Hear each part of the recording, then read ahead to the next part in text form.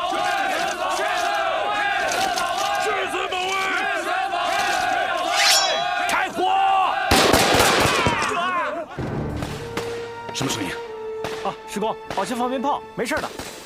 放屁！啊，这里离震天牌楼只不过半里，那边肯定出事了。我去找人家。没事。哎，师公，师公。这。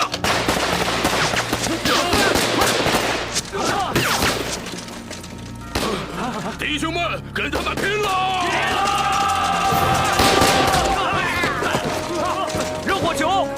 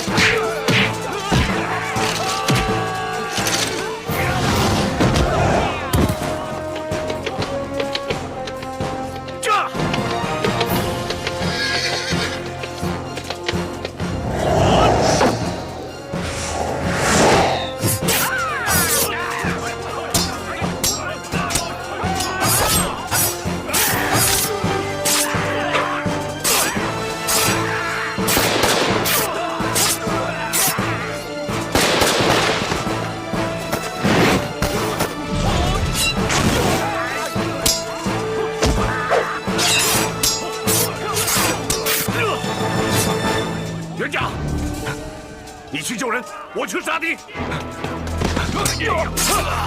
师傅，走啊！师傅走啊！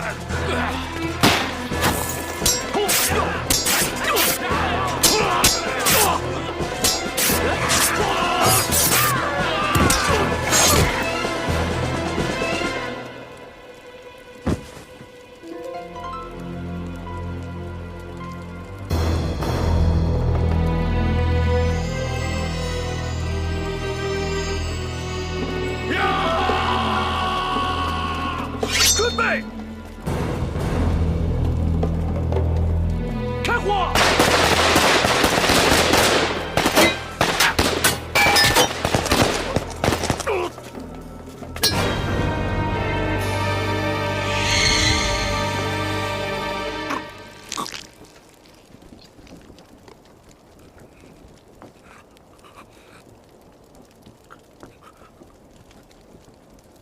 唐公，国将不过，望我随你去了。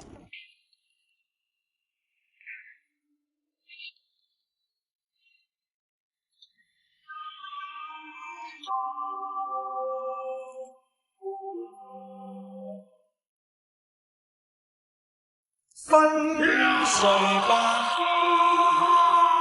我开火！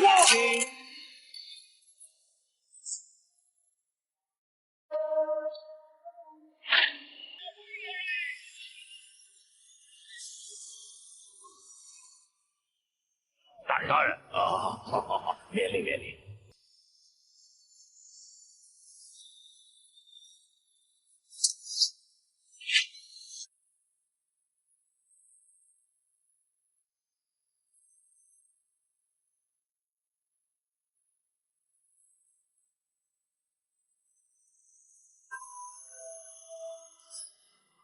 哎，慢！事已至此，虽多说无益，但在下还请两位仁兄三思啊！比武就此作罢好吗？哼！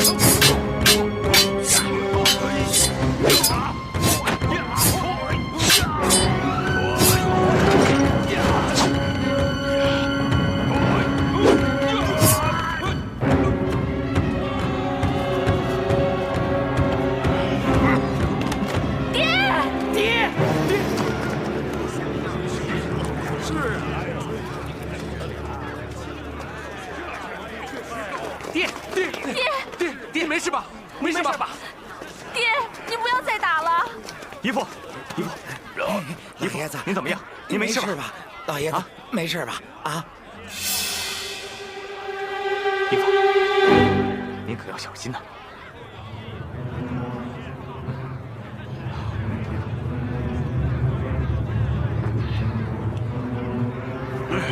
爹，您还去啊？爹，你别打了！赵兄啊，我看就算了吧。哎呀，没事，让开！你没事吧？我没事。我们再来过，咱们比一比拳脚。好。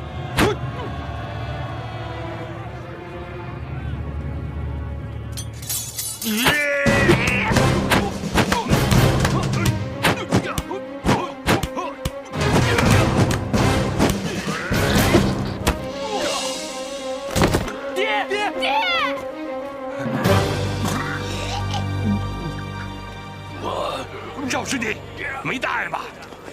让开，让开！爹，你没事吧？爹，姨父，怎么样？回去啊！回家，快！爹，来，爹，轻点，轻点，快！姓霍的，你给我等着，没完！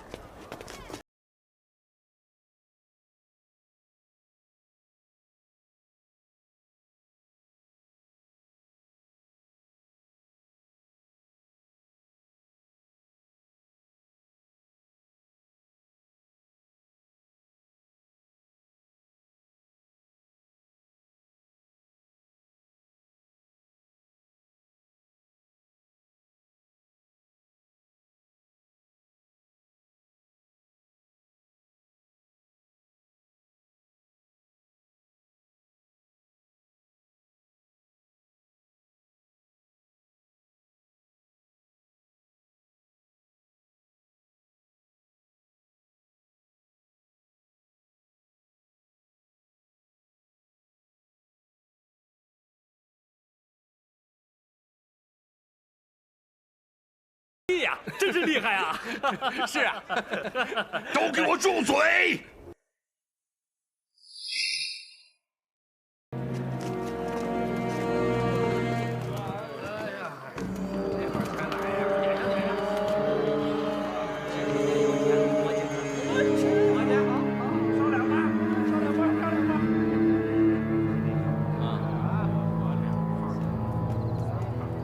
爷，您来了，里边有位子啊，里边请。哎，爷，这是我们城里最好的烟馆，最好的烟炮啊，都在我们这儿呢。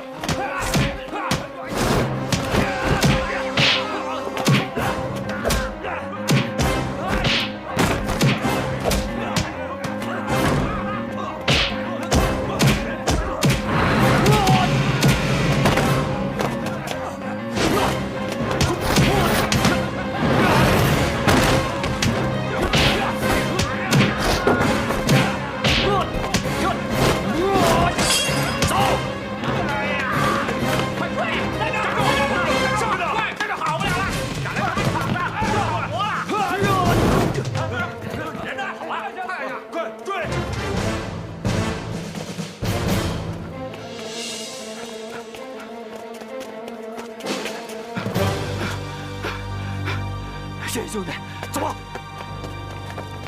哎，兄弟，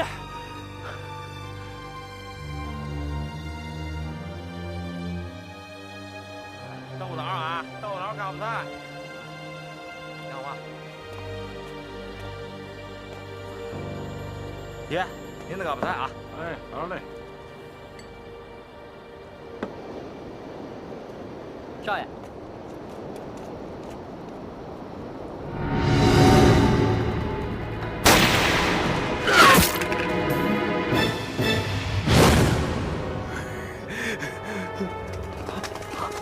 元甲，元甲，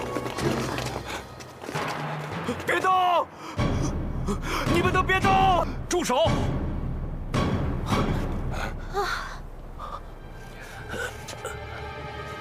元甲，元甲，你没事吧？元甲，陈真，你不要乱来。这是我们之间的恩怨，和他们无关。元甲，你的伤……你们都别过来，我没事儿。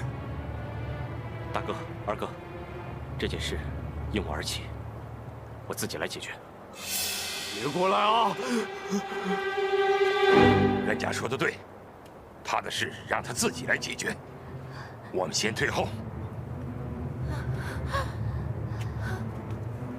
大师伯是死在我手上，不关其他人的事。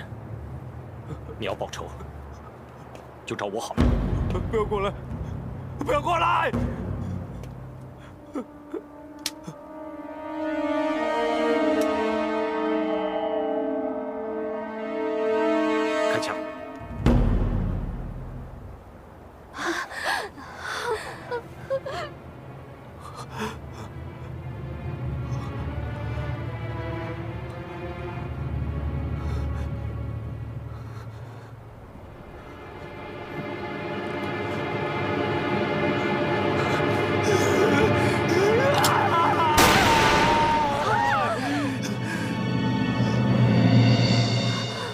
比武，我们两个来一场比武。好啊，江湖规矩，打死无怨。呀！我炸！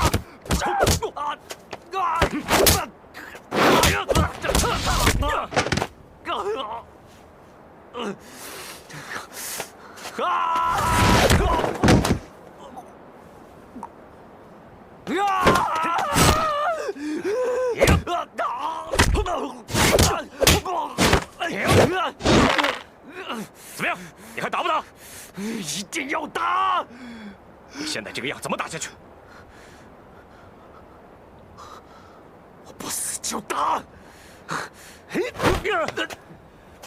凭你现在的武功，再练20年也打不赢我。你真的很想打赢我？我有办法，我教你武功。等你学的差不多的时候，再找我报仇。等着，我绝不食言。你们怕我趁机害你？哼！如果你是这种人的话，你都瞧不起你自己。一言为定。好。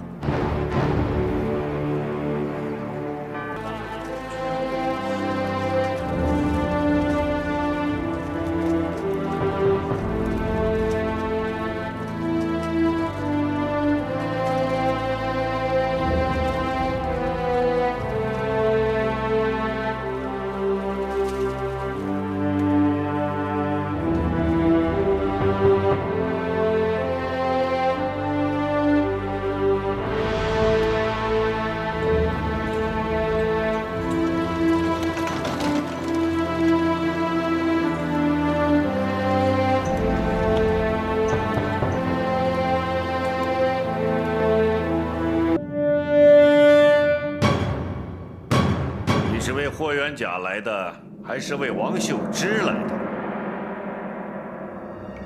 既是为霍元甲而来，也是为王秀芝而来，更是为了我自己而来。哈哈哈哈哈哈！为你自己，我倒是想听听是什么原因。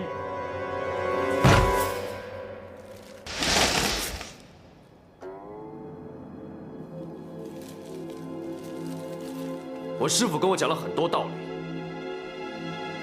我没能全部明白，但是跟我讲了8个字：国家兴亡，匹夫有责。你能承担起这个责任吗？啊？你师父不是很厉害吗？可最后不还是死了吗？霍元甲会死。王秀芝会死，我陈真也会死。你以为你不会死吗？但精武门的精神是永远不会死的。我告诉你，总有一天，我们精武门一定会开在你们日本。是吗？恐怕没有那一天了吧？今天是缉拿你的最后期限。精武会如果不在午时前交人，宪兵队就会抓人放火烧房子。一旦有人反抗，还会死人的。除去你赶回精武会的时间，你和我们的时间最多只有5分钟了，那就别浪费时间了。来吧！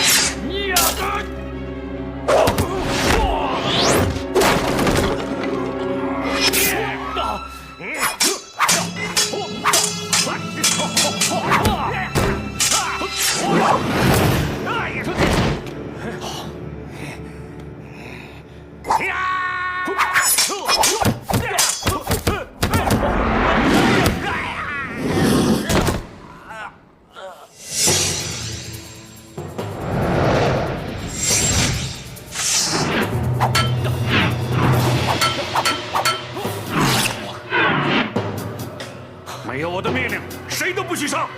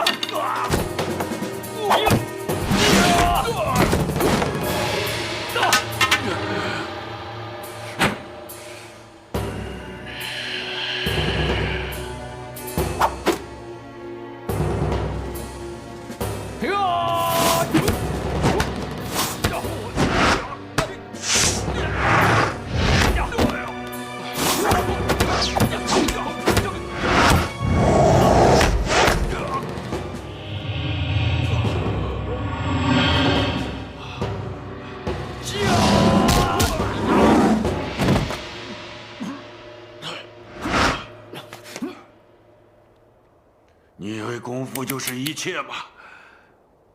你功夫再快，还能快得过子弹吗？你敢赌吗？我有什么不敢赌的？大不了一死，我也是为国尽忠。来呀，杀我呀！你是不是不敢跟我赌啊？是不是输不起啊？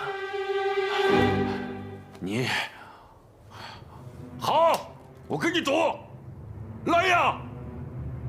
我数到5，看是你死还是我输。来呀，来！1、2、3、4、5。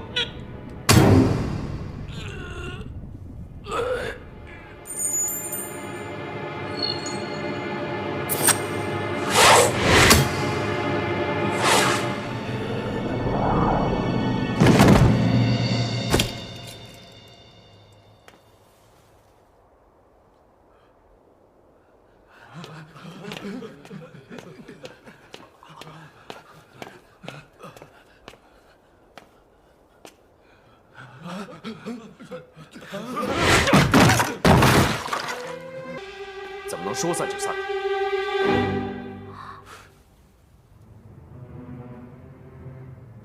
你这个杀人犯，好大的胆子！啊！你给我闭嘴！这个地方是中国的土地，没有你日本人说话的份儿。你只需要记住，血债要血来偿。我多杀你一个，又能怎么样？陈真，还我儿子的命！你儿子是畜生，杀了他，我是为民除害。陈真，别胡来，不能一错再错。亏你还是父母官，我师父被害死了，你却带着日本人到我们精武门里捣乱。啊！你为什么杀人？本官自会查清，还不快快住手！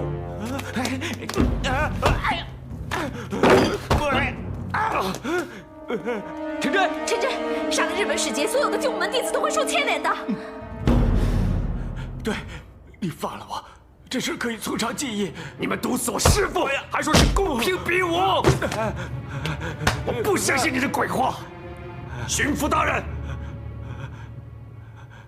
是不是我出了这个门之后，所有精武门的人都不会受到牵连？对，我没有问你呀。说，本官向你保证，赶紧放了日本使节再说。对。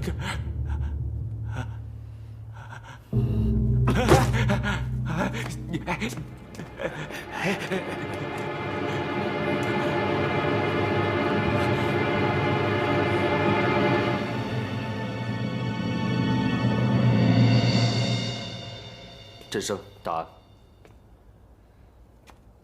把这个放到师父的坟前，让他看到，他会很开心。没事，没事，放心。我陈真这辈子最亲的人都到那边去了，我很想他们，我要去找他们。巡抚，麻烦你出去告诉那些兄弟，等我一出门就开枪，照这里打。你就说，被他们打的是匹有血性的狼，不是东亚病夫。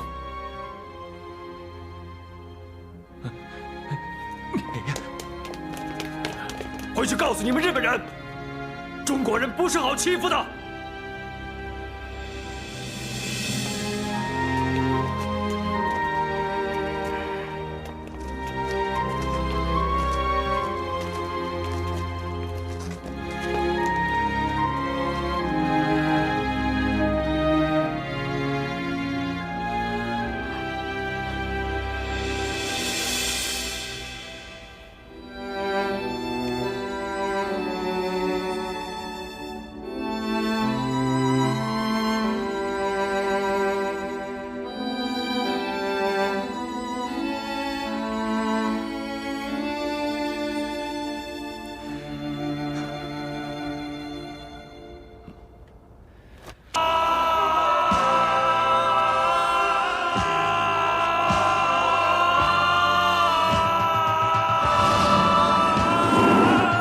大家好，欢迎回到我的武侠经典解说频道。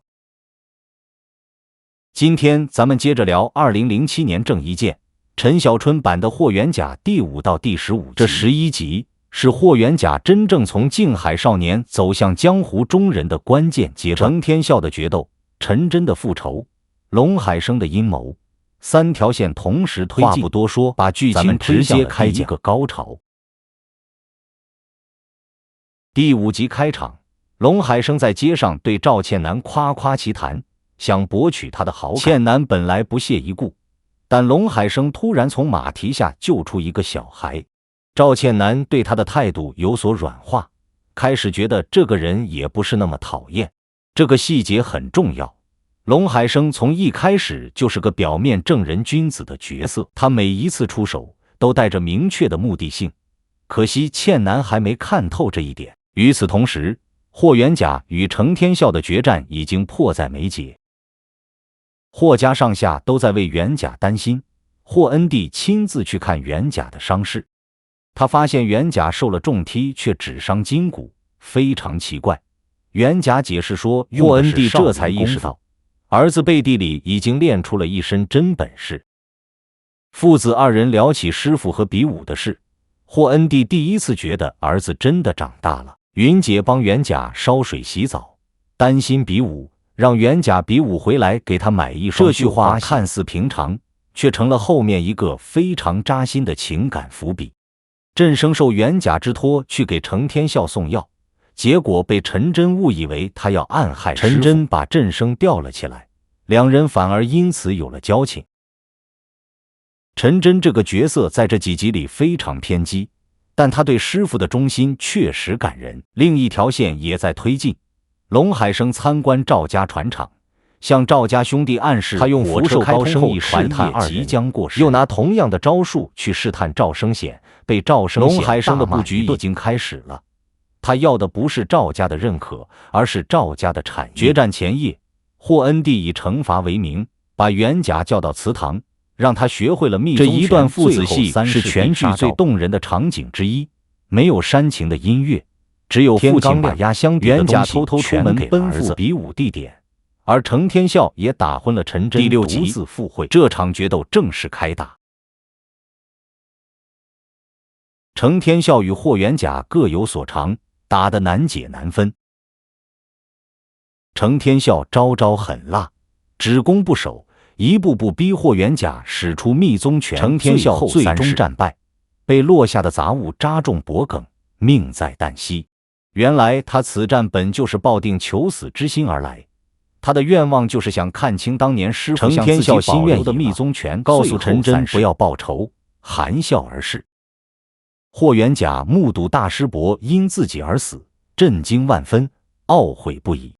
可陈真根本不听师傅的遗言，背起师傅的尸体，发誓要报仇。元甲在父兄陪同下回家，倩楠正要上前，却看到云姐先迎了上去。元甲拿出答应给云姐买的绣花鞋，云姐笑了，倩南黯然神伤。三个人的感情线在这一刻已经出现端倪。霍家上下都为袁甲战胜程天笑高兴，只有霍恩弟闷闷不乐。霍恩弟吩咐为大师兄设灵堂，并和霍母一起为他守夜。赵家对袁甲打死程天笑非常愤恨，认为霍家欺瞒多年。龙海生则趁机花钱买通官府，加紧准备自己的计划。倩南在父亲命令下陪龙海生上街，却碰巧遇到袁甲和云姐一起散步。龙海生看出倩南与袁甲之间的感情，做东请袁甲和云姐一起晚餐。霍元甲与龙海生首次见面，两人聊得还算投气。袁甲对此人，龙海生代理拜访霍家，说自己想在静海办医馆。霍恩弟对他很欣赏。赵生贤对此很不高兴，龙海生却说自己这是为了提防霍家对赵家的阴谋。龙海生的计是医馆开业，3天内向百姓广发含有鸦片的福寿膏，霍赵两家都来纷纷领用。两家碰面又是一阵暗斗，龙海生紧急化解。就在这时，陈真扛着棺材忽然出现，所有人都愣住了。第7集，陈真到龙海生医馆找霍元甲报仇。他被龙海生手下拦在门外打翻在地，但依然不肯放弃。霍恩弟不希望陈真重蹈大师兄的覆辙，袁甲却说陈真的事他早晚要面对。郑生受袁甲之托去给陈真送药，劝他放弃报仇，陈真拒不吃药。袁甲亲自出现拜祭成师伯，陈真激动的要拼命，被郑生拦住。陈真的执念太深了，师傅的死已经成了他活着的唯一理由。与此同时，赵家兄弟正帮龙海生布置烟馆，一心想跟着表哥。赵生贤身体不适，被医生告知是鸦片中毒，大怒之下找龙海生。龙海生承认大补丸含有鸦片，却狡辩说鸦片有药用功能，减量即可戒除。赵生贤中毒已深，依赖大补丸又不敢声张，只能暗暗气结于心。龙海生的阴险在这一刻已经显露无遗。第8集，霍家兄弟不服赵家的挑战，霍恩弟欣然迎战，但霍恩弟不想让袁甲卷入此事，安排袁甲去跟刘瑶走镖。霍母提点袁甲，让他代替刘瑶出镖，好让刘瑶留下来调停比武。袁甲明白母亲的意思，欣然愿往。刘瑶受托尽力调停，最终说服赵生显愿意与霍恩弟坐下和谈。霍恩弟闻讯非常感激，表示会尽力忍让，促成两家多年恩怨和解。赵家兄弟心有不甘，在龙海生的刺激下更加激动。龙海生这个人永远是火上浇油的那个，他不把局面搅乱不会罢休。第9集的剧情偏向情感线和阴谋线的交织。袁甲在房中为圆房的事烦恼，母亲进来与他谈心。霍母以陈世美和薛仁贵的例子教导儿子，要他担当责任，为霍家着想。霍元甲下定决心与云姐圆房，第2天把这个决定告诉了倩南。倩南绝望，口口声声恨袁甲，转头跑开。霍元甲的选择是责任压倒情感的必然结果。龙海生在倩南面前骂霍元甲，倩南虽然心烦，却依旧为袁甲。霍家上下开始准备大礼，可王云的神情却不再像从前那样高兴。大礼终于举行，众人簇拥着袁甲进洞房时，却发现新娘子不见了。倩南在河边找到了王云，此时的王云已经准备离开。他终于想通袁甲与倩南之间的感情，想以成全2人来求得大家安生。霍父霍母及家人将王云劝回，霍父怒斥袁甲，命他必须圆房。王云跪下拒绝圆房，说自己甘愿伺候2老，却无法再做霍家儿媳。他的这番话让所有人都沉默了。霍父霍母为顾全王云名节，留下他霍家儿媳的名分，但也不再勉强。感情线到此告一段落，接下来更大的风暴即将来临。第10集，龙海生的阴谋全面铺开。霍元甲和龙海生的正面冲突已经不可避免。霍恩弟剪花、唱戏，努力适应着退隐以后的日子。翌日唱戏淋雨，高烧感冒卧病在床，依旧不信西医，只肯用中药。袁甲熬好药，在院子里同父亲聊起自己年幼和父亲壮年时候的事情。这一段父子对话非常细腻，是整部剧文戏的高光之一。霍元甲欲拜父亲为师，劝父亲破除门户偏见，修改全谱。而此时京城传来消息，王武遇到危机，袁甲只得先行回京。袁甲回到新军，遇到农进孙。农进孙此时联合曾经的刺杀对象，他让袁甲保护好提督的安全。袁甲答应了。可刺客行刺时，袁甲才发现刺客正是自己的师傅大刀王武。袁甲一路跟随王武至丛林中，王武对徒弟助纣为虐很是生气。袁甲对政治门派并不敏感，只说希望通过武术令国民强身健体。王武欣慰士气，但两人的立场已经产生了分歧。农进孙让袁甲带自己去见王武，想劝说他放弃行刺计划。而王希文查出刺客是王武，担心其破坏计划，嘱咐秀芝找机会将其杀掉。袁甲被夹在师傅王武和好友农进孙之间，左右为难。他的民族意识正在一点点觉醒，但还远没有到后来的高度。第11集，霍元甲回到静海后，霍恩弟年老体衰，罹患脚疾，袁甲即将传位给长子。霍父看到儿子回来，十分高兴，在儿子面前逞强，袁甲将父亲背回家中。家里人都兴奋地询问袁甲战胜大力士的事。传位大典即将举行，霍恩弟正式将霍家全掌门之位传给长子袁武。然而就在这时，龙海生的阴谋开始收网了。他暗中收买官府，在静海县布下了一张针对霍元甲的大网。霍家还不知道，一场更大的灾难即将降临。第12集，陈真和刘振生从小贩口中得知，一大批货将从赵家船厂出货。袁甲虽然心中疑惑，还是带着二人去赵家船厂查证。船厂堆积着一堆箱子，打开一看却是佛手，中空部分暗藏着药材。正在此时，龙海生带人出现，捕头也随后赶到，以偷盗之名欲捕袁甲，拦下欲反抗的陈真和振生，正欲跟捕头走。赵家次子赵振北却突然冲了上来，要为父报仇。霍元甲在自保下与振北过招，振北倒地，被龙海生扶起。可振北正欲再冲，却忽然倒地抽搐而死。袁甲震惊不解，捕头斥责他杀人越货，局势越来越乱。袁甲师徒再次逃脱，逃到山上后才明白又中了龙海生的圈套。袁甲决定回家一趟，溜回家后被父亲发现。袁甲说明当时情形，对振北之死难以肯定。霍恩弟用一根粗绳亲自绑了袁甲去自首，说一切自有王法。知县深夜收下霍元甲，借口不审，百般暗示霍恩弟是否需要关照。霍恩弟一口拒绝，因为没有打点，狱卒对霍元甲百般刁难。龙海生去官府欲解决霍元甲，知县本想炸霍家的家底，不肯听他的。龙海生利诱之下，知县表示加紧行动。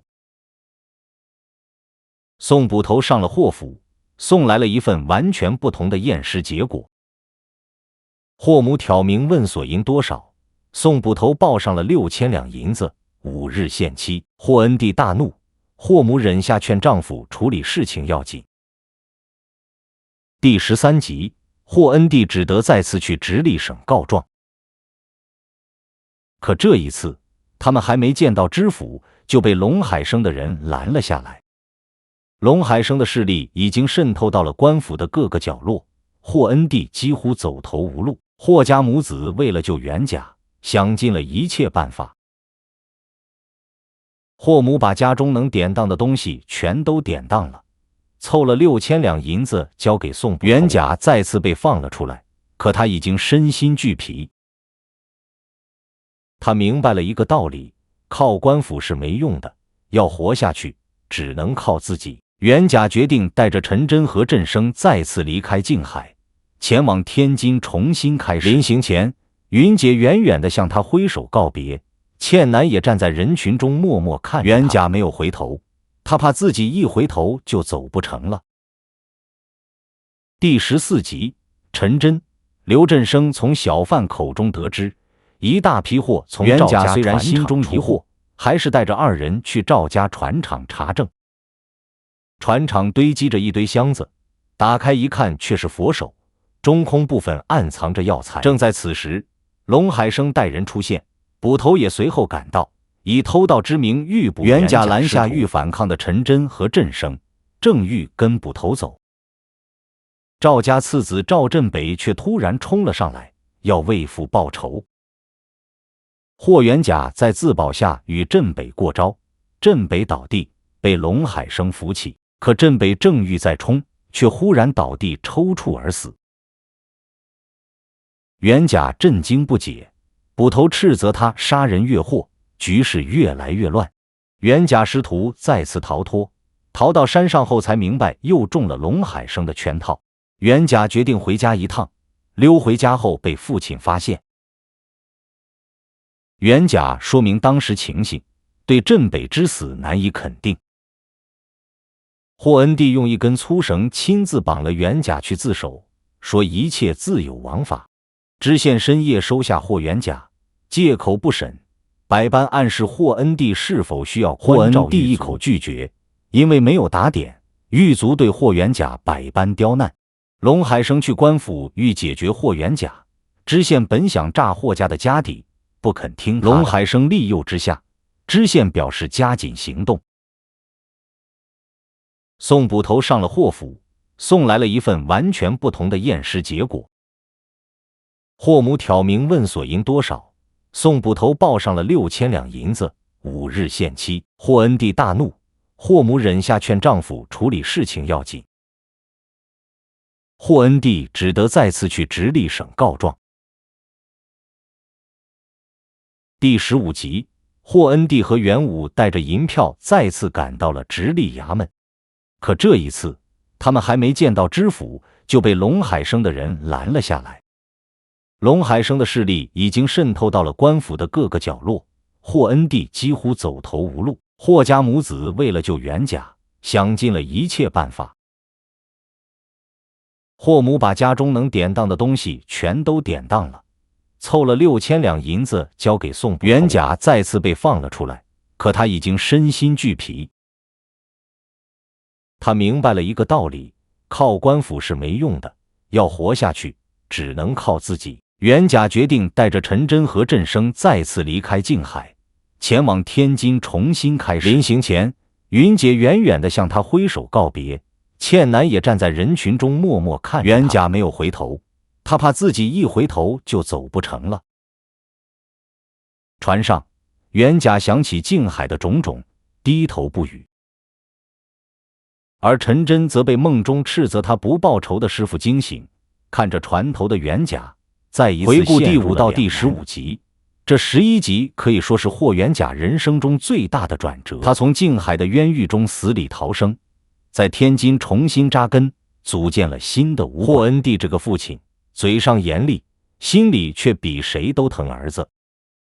他为了救袁甲，不惜变卖家产，四处奔走，连命都可以不要。郑伊健在这一段的表演非常内敛，把霍元甲的隐忍、无奈和坚韧都演了出来。陈小春演的陈真依然在复仇和良知之间反复挣扎，让人又恨又心疼。而龙海生的阴谋也在这一阶段完全展露了出来。他不仅害死了赵生显，还接连设局陷害霍元甲，手段极其阴险。霍元甲在这一阶段完成了从静海少年到天津武者的身份转变。他不再是那个被父亲叫做小病夫的少年了，而是一个经历了生死考验的男人。第15集的结尾，霍元甲再次踏上了前往天津的路。这一次，他不再是那个被人陷害的逃犯，而是要在这座大城市里闯出一片天地，才是他真正成名的舞台。真正的大侠之路从这里才刚刚开始。这一期关于郑伊健版霍元甲第5到15集的解说就到这里。元甲在天津即将面对怎样的挑战？陈真内心的挣扎将如何收场？咱们下期再接着聊。